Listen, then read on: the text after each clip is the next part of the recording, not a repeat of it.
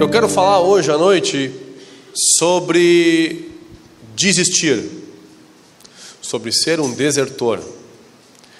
Tem um dizer muito famoso que diz que os vencedores nunca desistem e os que desistem nunca são vencedores.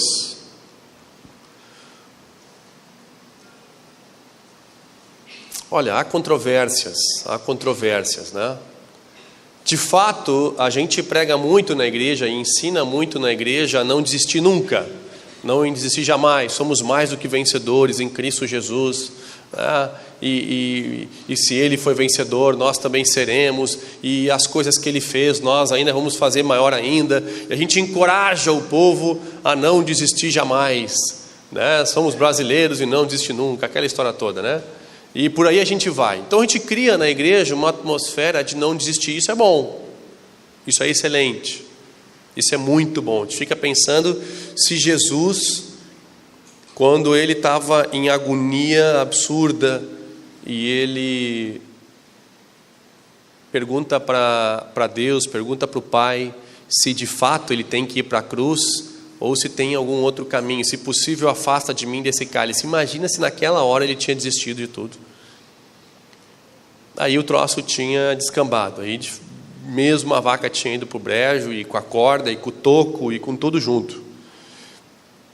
E ele não desistiu, e nós pregamos isso, e criamos na igreja uma atmosfera boa de não desistir. Isso é bíblico, e nós temos que continuar assim, e vocês vão nos ouvir muito isso, encorajando a gente a permanecer firme. Contudo, os vencedores também desistem às vezes.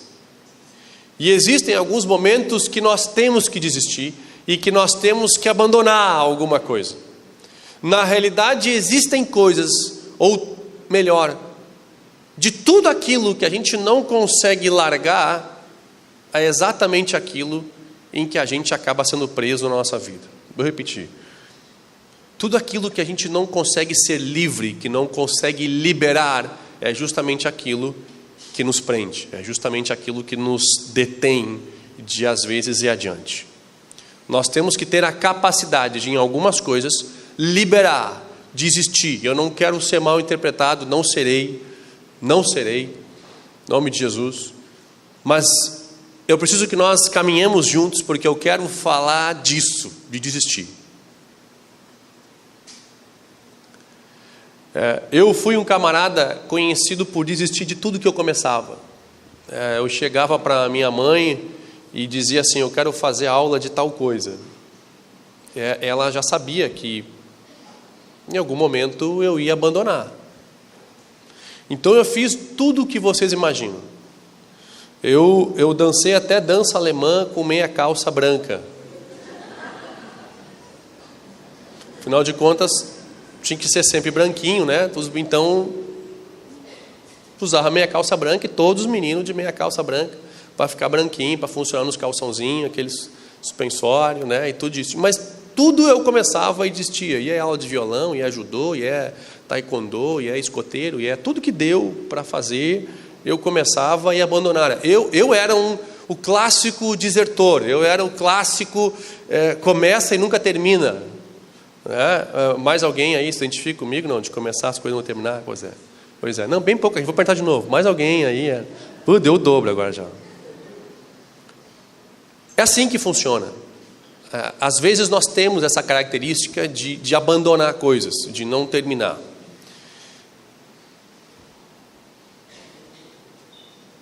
Abandonar algumas coisas faz parte da vida. Jesus chega para os discípulos, cada um tinha uma função, cada um tinha ligou as luzinhas aqui. Cada um tinha uma função, cada um tinha um trabalho, cada um tinha uma posição. E ele chega para cada um dos 12 e ele vai convidando os caras para desistir da vida deles. Para ir para um troço totalmente arriscado, sem nenhuma aparente perspectiva. Ele chega para Pedro, que tem uma empresa de pescador, e ele diz: abandona tudo. Pensa bem, uma vida estável, levanta de manhã, né? Lava as redes, aquela história toda, tem todo o processo, pesca de noite, chega de manhã, vende o peixe, lava as redes, vai para casa, e assim era a vida tranquila. Ele chega para um cara com uma vida totalmente estável e segura, e diz o seguinte: larga tudo e vem comigo e vamos encarar o perigo, mais ou menos assim. E os caras largam tudo. Os caras largam tudo e vão com ele. Ele convida o camarada a desistir. Ele faz um convite a mudar de vida. Ele faz um convite a abandonar o que está acontecendo e a tomar um novo rumo. Desistir de algumas coisas é muito importante e é fundamental às vezes. Nós sabemos, aqueles que gostam de jardim, eu sou um cara que não sei absolutamente nada de jardim, mas eu acho muito bonito. Mas eu sei de uma coisa, eu sei que no jardim a gente tem as plantas perenes, que duram o ano inteiro, e tem aquelas que tu tem que trocar todo ano, que são plantas sazonais, são plantas de estação. E se você quer ter aquela planta todo ano, você está botando ela, você está plantando, e você sabe que ela vai desaparecer. É um negócio engraçado isso. O Anderson semana passada falou do carro que foi roubado. Lembra? Ele falou do carro dele que foi roubado e o cara morreu dentro. Pois é, o meu carro foi roubado, o carro morreu dentro. Por quê? Porque a minha mãe resolveu encher o carro na beira de uma floricultura aqui em Montenegro com plantas que ela ia plantar, porque ela gosta de planta. Então ela enche a casa de plantas de estação. E aí nós estávamos em Montenegro, tem um monte de floriculturas ali, né, na beira da estrada, paramos numa delas e não tinha mais aonde enfiar flor dentro. Não tinha mais aonde enfiar flor dentro. E acabamos sendo assaltados ali, o camarada roubou o carro, foi embora, levou as plantas, tudo embora.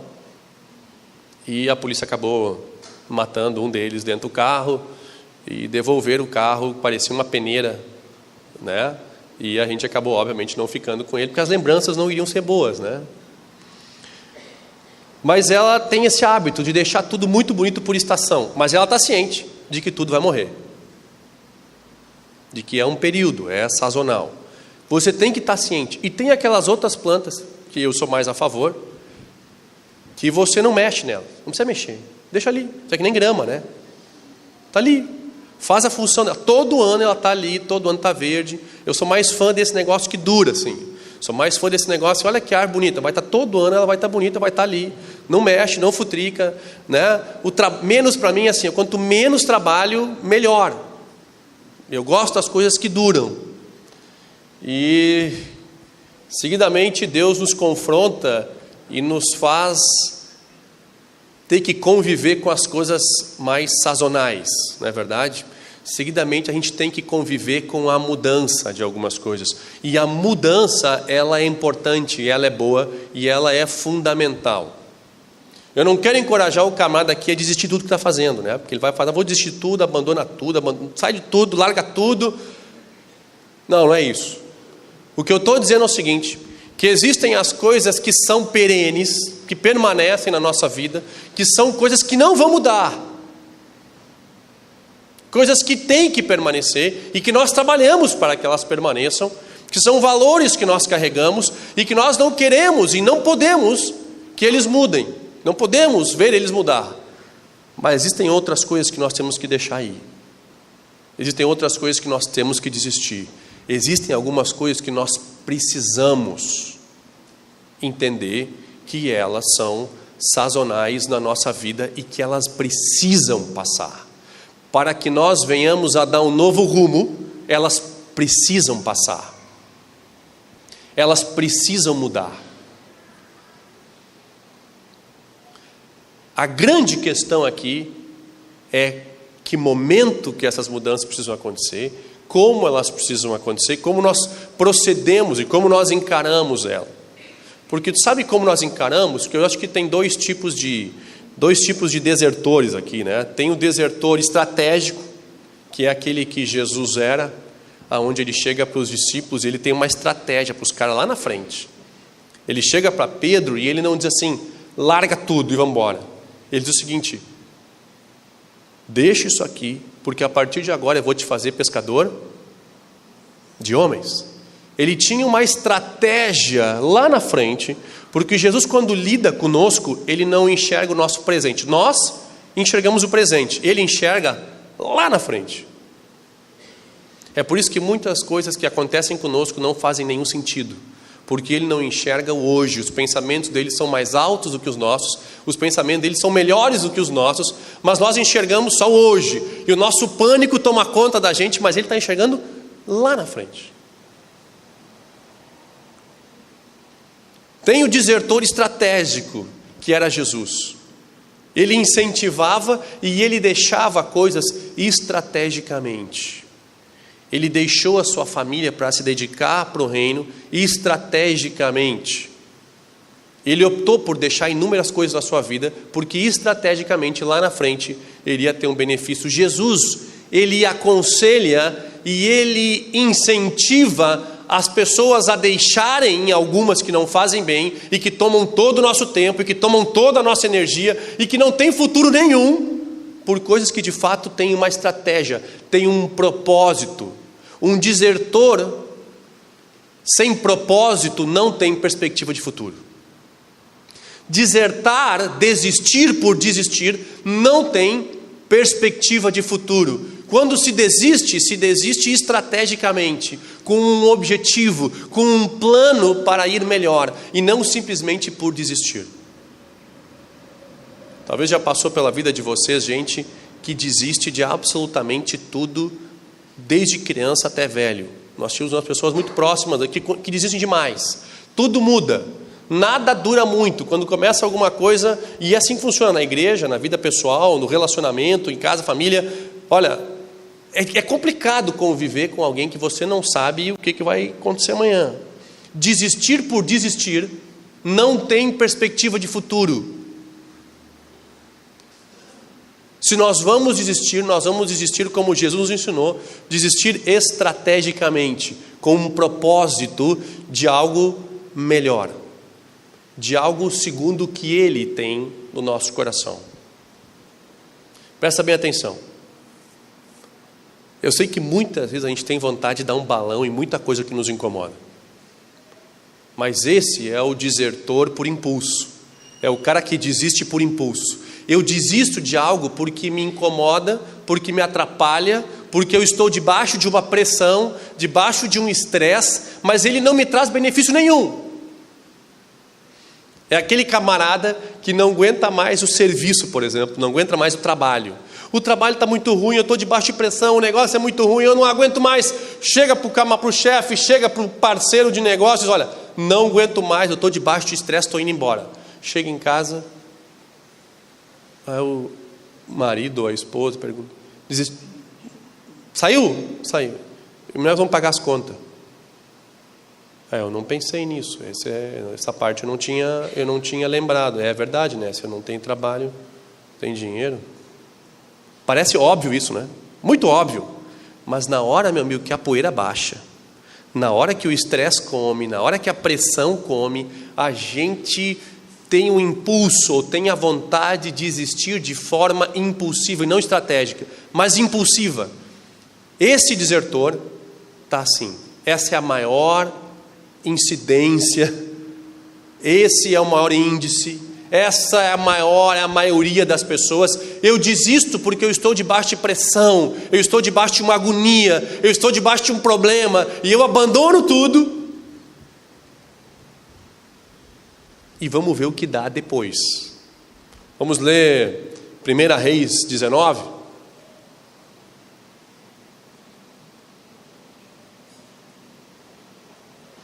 1 Reis 19 conta uma história de Elias, o profeta Elias. Eu vou ler rapidinho. Ora, Acabe, que era o rei, fez saber a Jezabel. Jezabel era uma pessoa fantástica na Bíblia.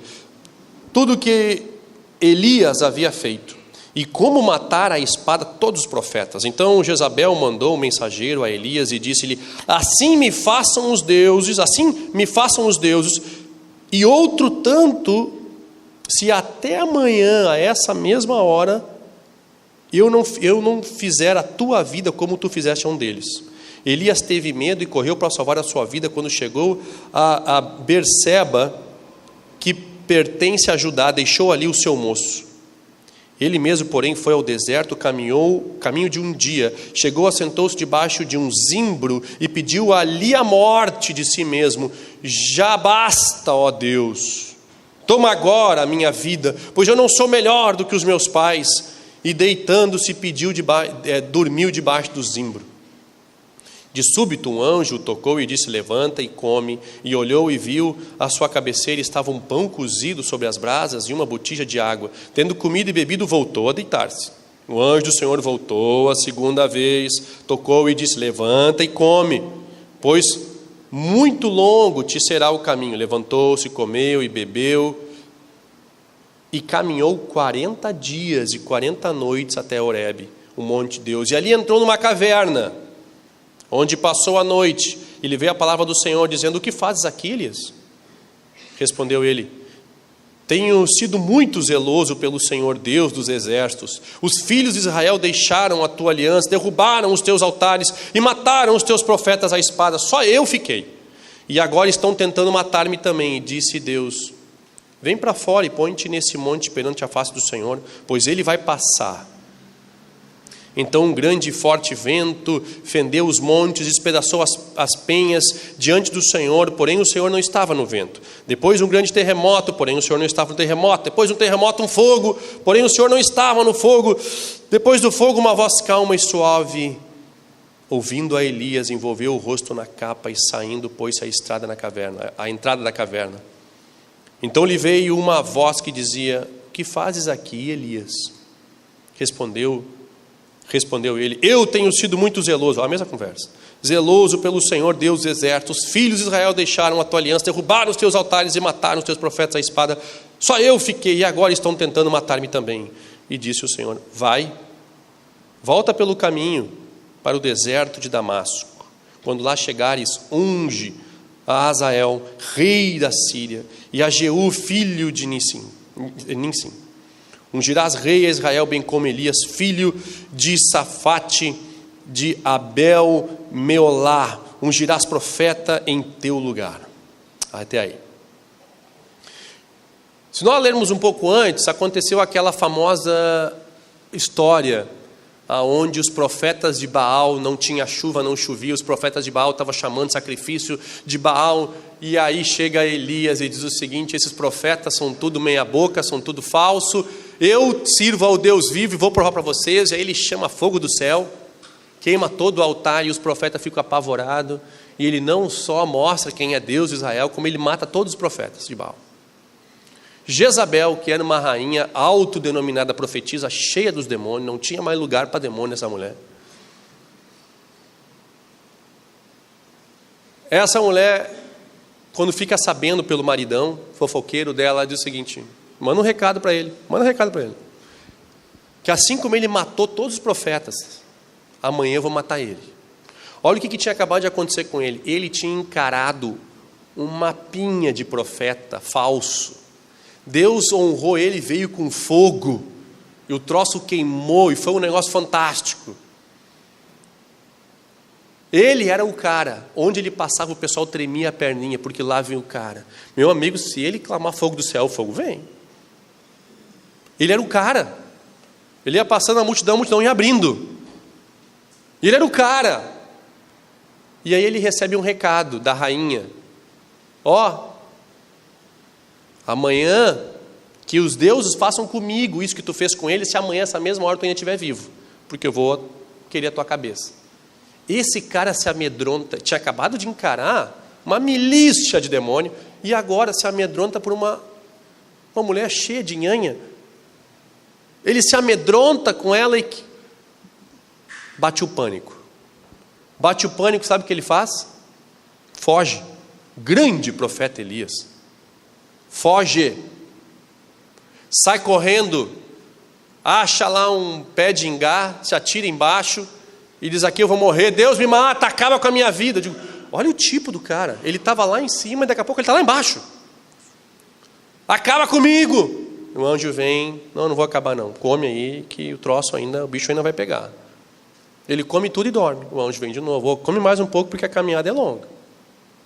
Ele come e caminha 6 semanas, 40 dias. O bicho caminha um monte no deserto. Chega numa caverna, se atira dentro e quer morrer de novo. Aí Deus encontra ele e diz: Elias, o que está fazendo aqui?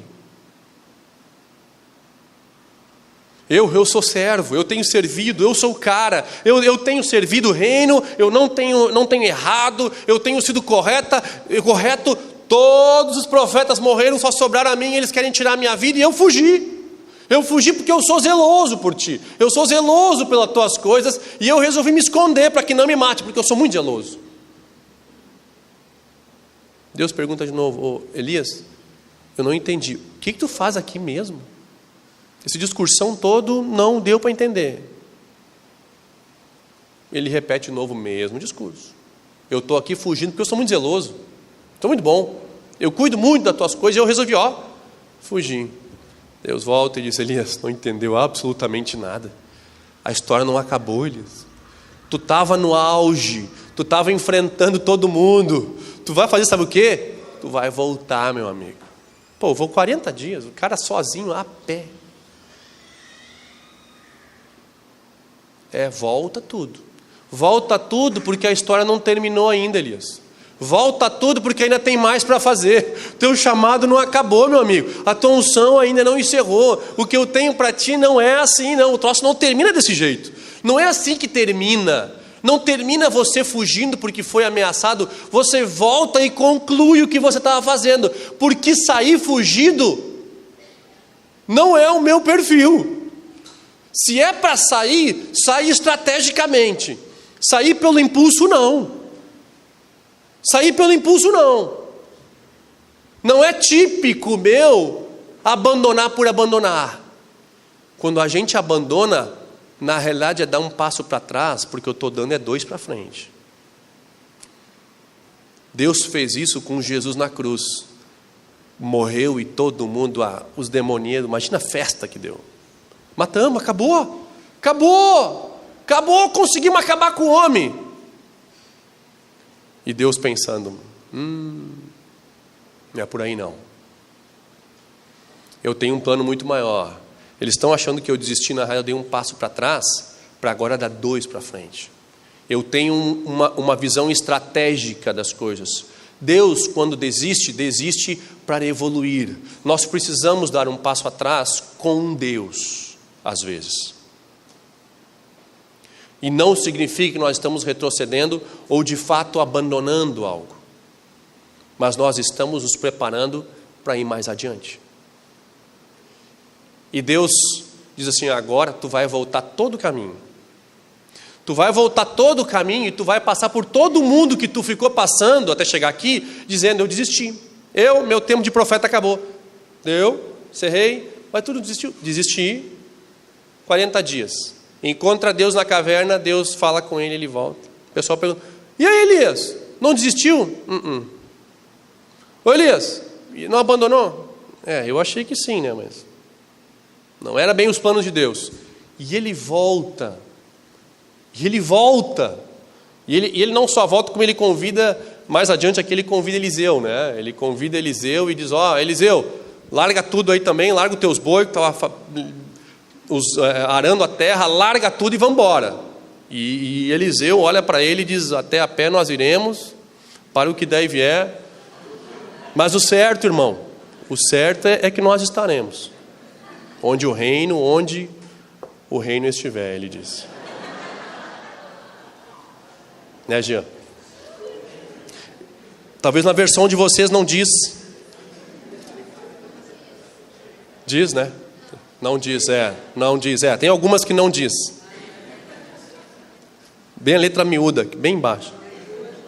Bem miúda. Ele convida Eliseu e Eliseu volta com o cara. Mas essa mania de desistir por desistir tá assim.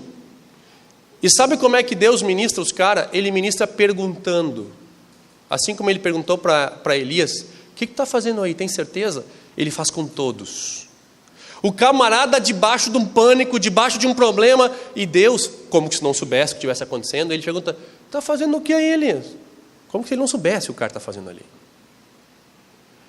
Ele a fez assim com Jeremias, lá no capítulo No capítulo 12 de Jeremias, acontece também, Jeremias num pânico, está todo mundo querendo me matar, todo mundo querendo me matar, e Deus olha para ele e diz: ô Jeremias, se tu está reclamando agora, tu imagina quando a real perseguição vier. Está ruim, Jeremias? Tem certeza que está ruim? Porque ainda não chegou a real perseguição. Deus faz umas perguntas no meio da confusão que a gente acha que parece que Ele está nos ofendendo. Parece que mas tu não está vendo a minha agonia? Olha a minha situação. E Deus diz: não, rapaz, é tu que não está enxergando lá na frente. Porque os teus planos não são os meus são mais altos do que os teus.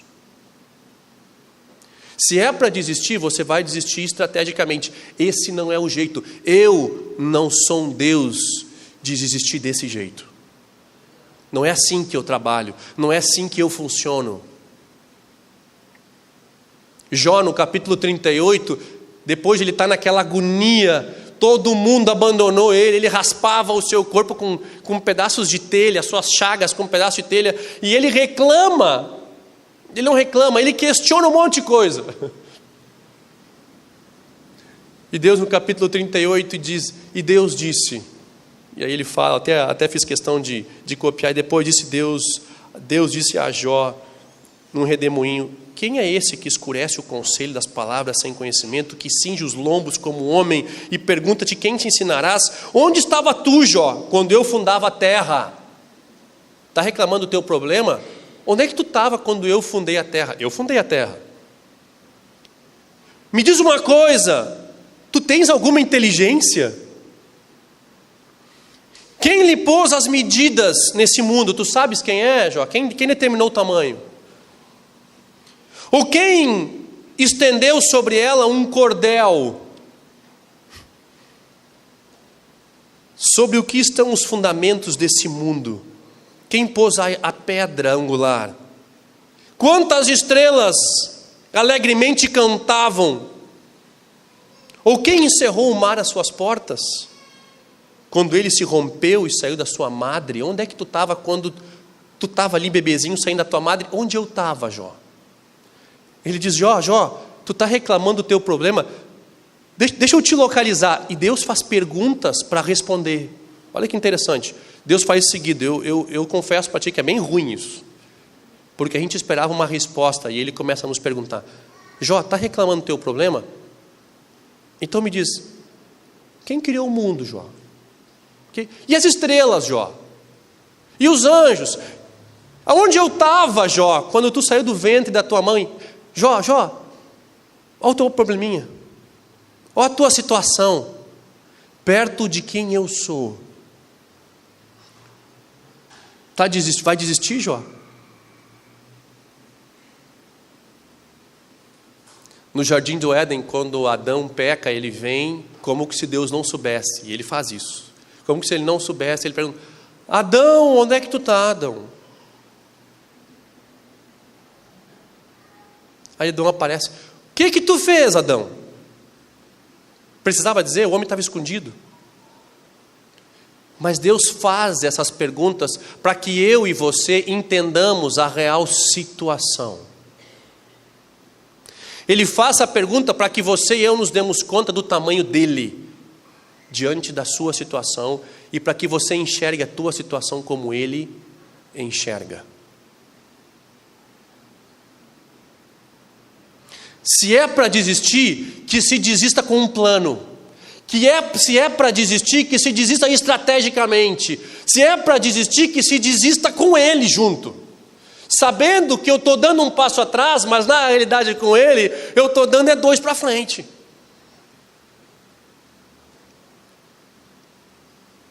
Correr riscos com Deus, talvez seja um risco para ti, não para ele. Correr riscos com ele é um risco calculado que vale a pena. O que Jesus faz com os discípulos durante 3 anos? Ele bota os caras contra a parede, faz os caras estar debaixo de pressão a todo momento. 5.000 pessoas estão com fome, não tem aonde comer, não dá para mandar os caras embora, porque não tem aonde comprar comida. Nós vamos fazer o quê? Daí Jesus diz: eu tenho uma ideia. Nós vamos alimentar todos eles.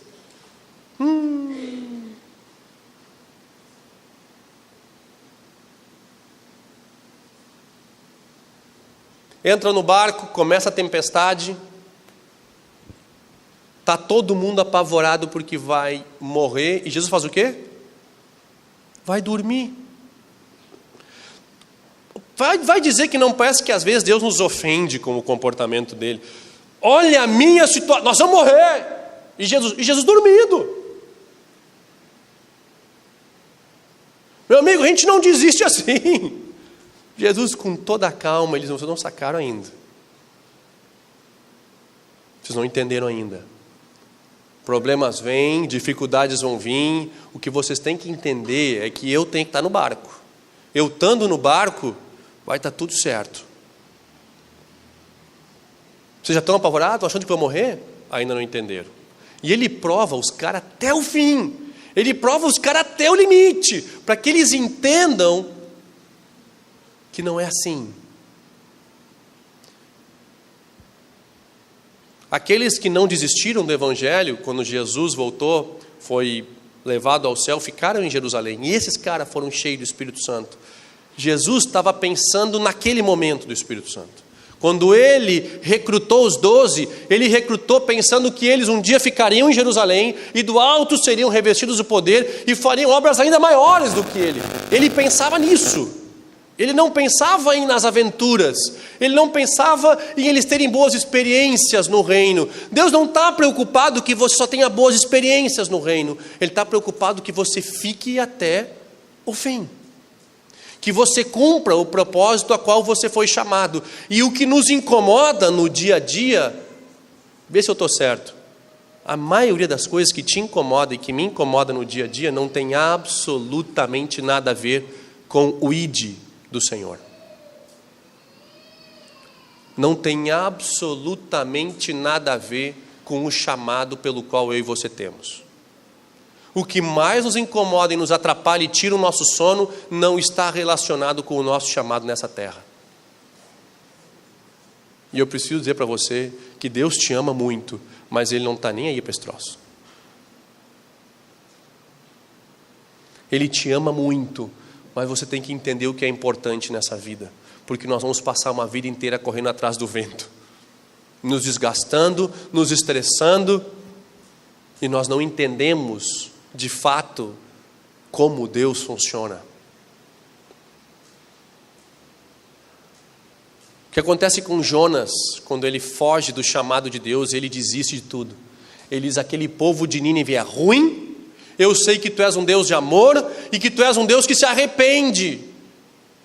Por misericórdia, tu não vai querer matar aquele povo ruim, eu não vou lá pregar para eles, porque eles merecem morrer. E Deus amava tanto aquele povo de Nínive, precisava que aquele povo fosse redimido e que alguém fosse pregar para que aquele povo pudesse arrepender. E ele faz o quê? Foge. Ele é um desertor por impulso. É aquele camarada que estava por aqui, do povo ruim. Ele amava tanto a Deus, ele não fugiu porque ele não era um cara bom.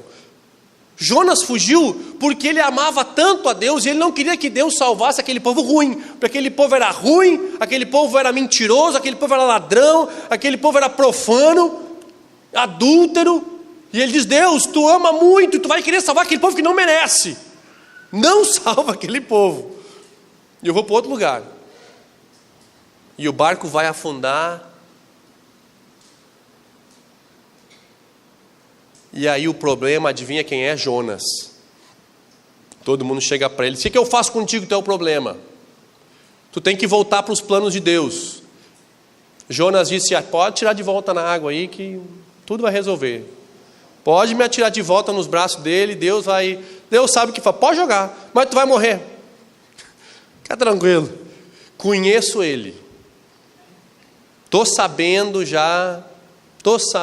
aonde eu tenho que ir para Nínive, ele vai dar um jeito de eu chegar lá, porque meu propósito é esse, e eu tenho que ir para lá e não vai ter, pode me jogar na água. Contrário do que muita gente faz na igreja, vem um irmãozinho cheio de problema, tentando fugir de Deus, o camarada está indo o caminho contrário do caminho de Deus. Sabe o que a gente faz? Irmão, está tudo bem, vai passar, vai estar tudo certo. Não faz isso não, meu irmão. Joga ele de volta nos braços de Deus. O camarada está fugindo dos planos de Deus, não passa a mão na cabeça, joga de volta nos braços dele. Está fugindo? Esse não é o melhor para ti. E nem para ti, nem para mim. Porque agora eu vou me prejudicar também por andar contigo sem falar a verdade. Então foi o seguinte, pega um nos braços, outro nas pernas e ó, joga para Deus de volta, meu amigo. Vai lá consertar o teu problema. Vai lá arrepender, vai lá te prostrar, vai lá consertar, vai lá resolver. Não vou ficar passando a mão na tua cabeça aí se você não quer arrepender. Não vou ficar passando a mão. Vou te atirar de volta nos braços de Deus, porque eu sei que lá tu vai ser bem tratado e no final tudo vai dar certo. Atira um Jonas, ele é engolido por um peixe grande que a gente acha que é uma baleia, fica 3 dias, a baleia vomita ele na praia. Com tudo que estava dentro do estômago, porque não saiu só o Jonas bonito com gel na cabeça.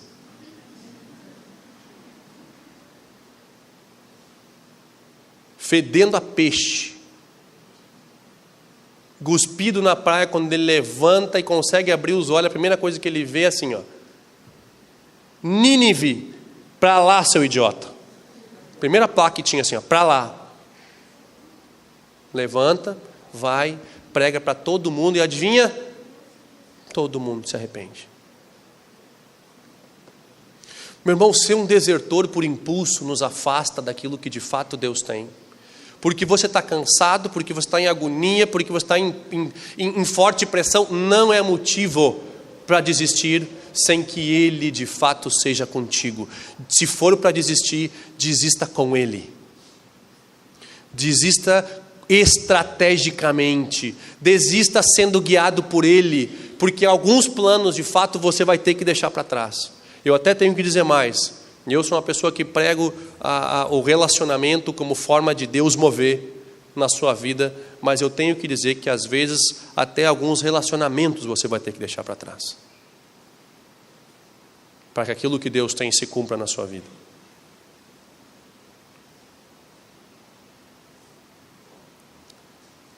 Nós precisamos entender que o nosso impulso por desistir não pode ser maior do que o nosso relacionamento com Deus, porque senão nós vamos desistir constantemente. A minha vontade e a sua vontade, eu tenho certeza, é desistir de um monte de coisa, porque às vezes nós estamos por aqui, já passou da cota.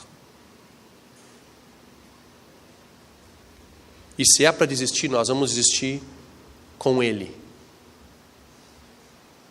Nós temos um impulso por desistir fácil. Nós temos um impulso por desistir porque nós estamos em agonia. Moisés foi chamado para ser o pregador, o libertador de Israel. E ele passa, a Bíblia diz, ele passa páginas e páginas, encheu a Bíblia, o camarada, argumentando com Deus, que ele não tinha condição de ser o libertador de Israel, porque ele não era eloquente, ele não sabia falar. Ele encheu com a metade da Bíblia falando isso. Aí Deus diz, você está brincando comigo? Quer dizer que tu fala tudo isso, dá esse discurso lindo, para me provar que tu não sabe dar discurso? Moisés, pode pegar tuas trouxas aí, cara. Teu caminho não é esse aqui não. Não, acha outro, pegarão, pega no... Pobre do cara, estava lá encostado numa parede, quase capotando. Ele está inteiro o homem. Não entendeu, cara. Não sacou.